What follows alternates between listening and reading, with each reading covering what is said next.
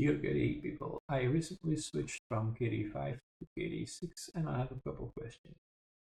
Um, does anyone know why in the older versions of Windows the start menu was at the bottom left and the cross to close window on a maximized window was at top right?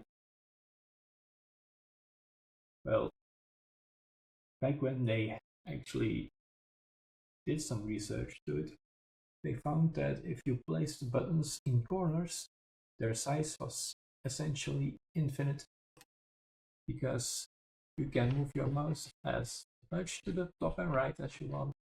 You will never miss the button. The same goes for the bottom left, which was the case in Plasma 5, but in Plasma 6 I find it doesn't work anymore, which is kind of a bummer.